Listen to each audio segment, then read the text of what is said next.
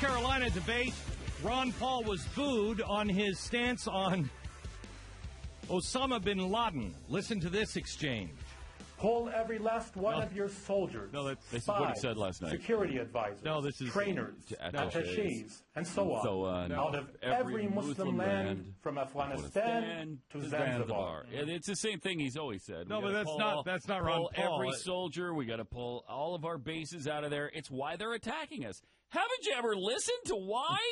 To the reasons why they're attacking us? Well, this is what he was kind of saying last night. Should so much as one single American soldier or spy remain on Islamic soil, it shall be considered sufficient justification for us to continue our defensive jihad against your nation and people. Now, the only thing he meant our nation, not yours, but that's the only. This is Gadon, the American. The American. This isn't Ron Paul. Well, it's a Ron Paul speechwriter, though. He's the guy who writes all of Ron's stuff, and I just thought we'd go right to the source. Right.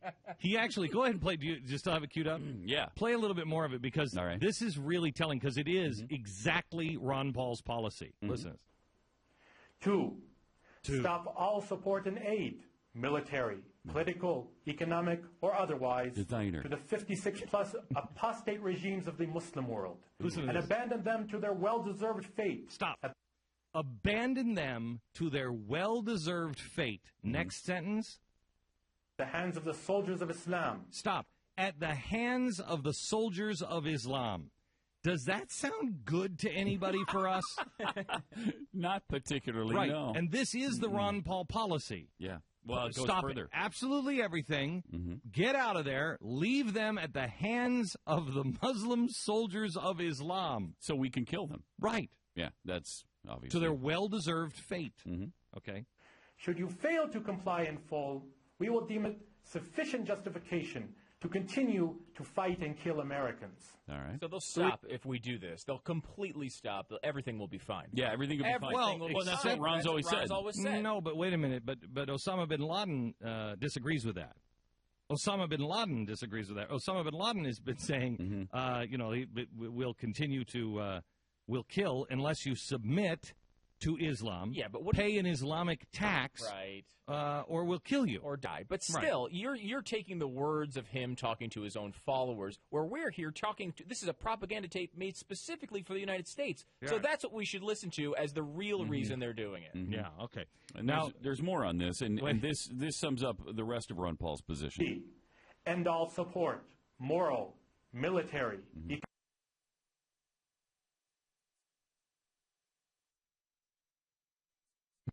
Okay. Is that not Ron Paul's? Is that not his stand? I don't think he's ever all said support, including, I think he would include moral support. To the state of Israel. The different verbiage there. All right. Now, here's really what Ron Paul said last night. Poll every last one of your soldiers, spies, security advisors. All right. Here's what he said. Right. I mean, think about Saddam Hussein. You know, we did that. We captured him. And we tried him. I mean, the government tried him, and he got hung. What's so terrible about this? This whole idea that you can't capture... Just a minute, right? Just a minute. What's this whole idea that you can't capture people? But you voted against the war in Iraq. Just think, Adolf Eichmann was captured. He was given a trial. What's wrong with capturing people? Why didn't we try to get some information from them? You know, we're accustomed to asking people questions, but all of a sudden, gone. You know, that's it. Yeah. So I would say that there are different ways without trying to turn it around and say, oh, for some reason, this doesn't mean he's supporting America. Speaker Gingrich, if you received, Speaker Gingrich, actionable intelligence about the location of Taliban leader Mullah Muhammad Omar inside Pakistan, would you authorize a unilateral operation, much like the one that killed bin Laden, with or without the Pakistani government knowing, even if the consequence was an end to all U.S.-Pakistani cooperation? Here's where Gingrich is so good. He's just so great on this stuff. Well, let me go back to set the stage as you did a while ago. Bin Laden plotted deliberately bombing American embassies, bombing the USS Cole, and killing 3,100 Americans, and his only regret was he didn't kill more. Now, he's not a Chinese dissident. You know, the analogy that... I mean, he's only saying that because Ron Paul used the analogy that what if China and there was a Chinese dissident? Chinese dissident is here. And then they came in here and tried to get him. What would we do? How would we feel? Congressman Paul used was utterly irrational. A Chinese dissident who comes in here, a Chinese dissident who comes here seeking freedom is not the same as a terrorist who goes to Pakistan seeking asylum. Furthermore, when you give a country $20 billion and you learn that they have been hiding, I mean, nobody believes that bin Laden was sitting in a compound in a military city 1 mile from the National Defense University, and the Pakistanis didn't know it.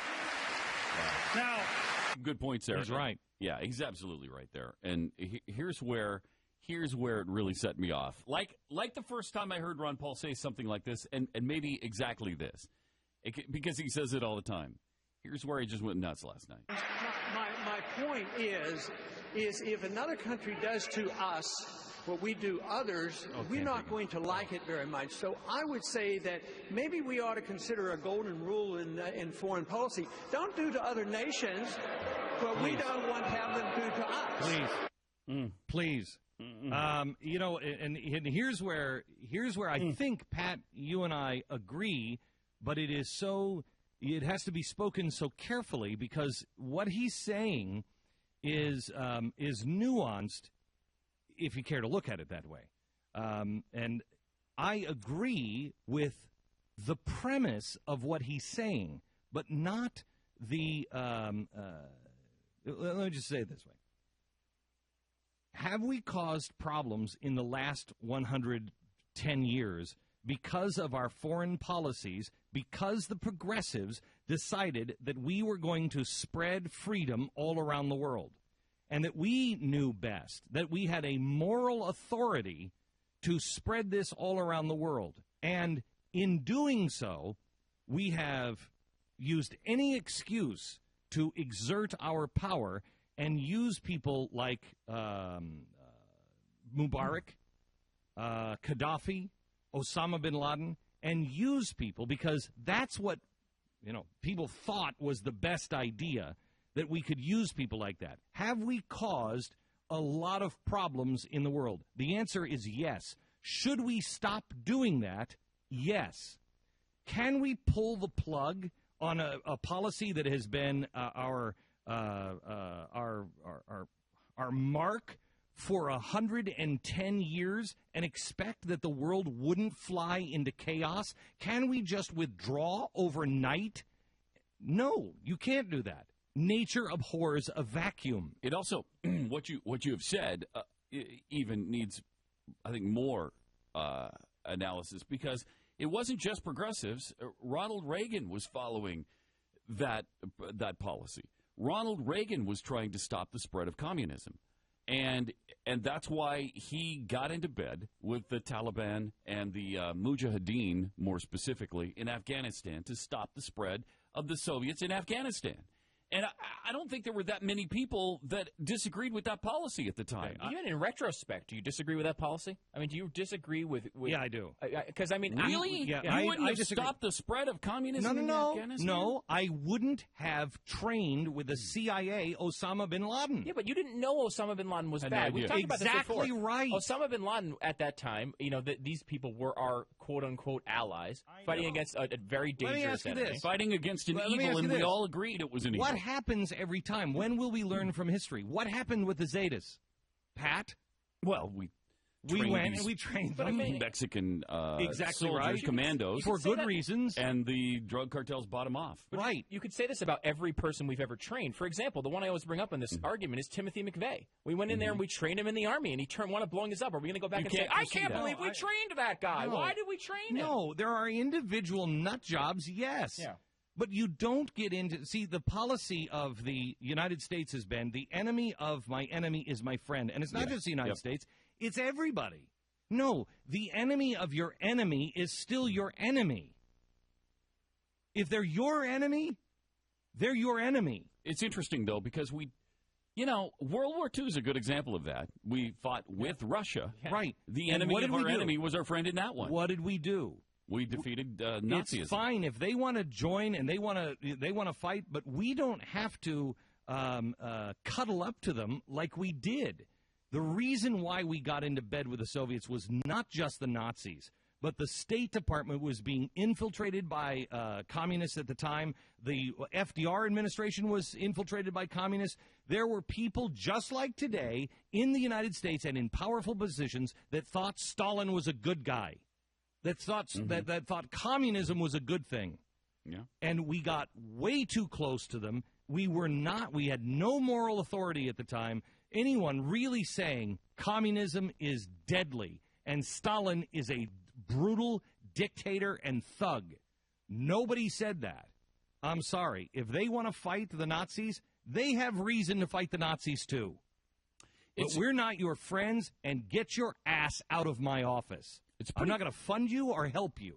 It's tough to go back to 1980 though and say we wouldn't have traded the Mujahideen. Hang on just a second. I don't know. I'd do it differently. Hold on.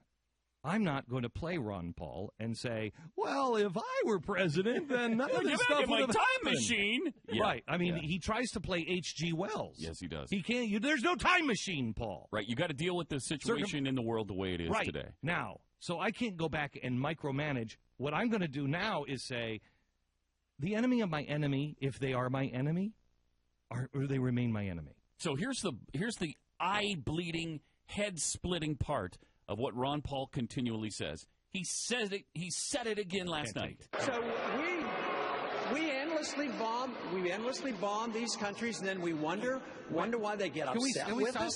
When did we endlessly bomb countries? Wow. When have we endlessly bombed countries? Never. Certainly not the countries he's talking about. No, he's talking about Iraq. We did not endlessly bomb Iraq. We did not do that. I mean, we bombed them when we got them out of Kuwait. Yes, as we should have. We enforced a no-fly zone, as we should have, but we did not endlessly bomb the country. I don't even know where he gets off saying that all the time. Well, he's saying that because of Afghanistan. We're endlessly bombing Afghanistan. And then that's justification, though, for 9/11, supposedly. That's why. We listen to the reason we'd be pissed at them, too. Can I tell you something? If they were endlessly bombing us, we'd be pissed at them, too. Do you want to know where our biggest mistake in the war on terror came from? Ronald Reagan, Beirut. We pulled out. Yeah. You read the words of Osama bin Laden and the people that were in the area at the time, the real bad guys. When Ronald Reagan, who was this rock, when Ronald Reagan rolled back and said, you know what, we should just get out of here, let's pull our Marines out, that's when they knew, wow, we can win. Mm-hmm. That was our biggest mistake. If somebody pounds us, we pound them into bat snot. I don't even know what bat snot is. But I don't think it's a good thing. We pound them into bat snot, and then we go home. Period. That's what we do. Ron Paul, doesn't even think that we should pound them ever. Yeah. No. If they make a move towards us, we move on them. And we did that in the Marine barracks in Lebanon, and we did that in Mogadishu in 92, 93, whenever the Black Hawk Down thing happened. And we should be clear here, too, about when he's talking about bombing countries endlessly, he's not talking about the Iraq and Afghanistan wars. He's saying that's what caused 9/11. Yeah. He's talking about Iraq. Yes. He's specifically about Iraq in between the Gulf War and the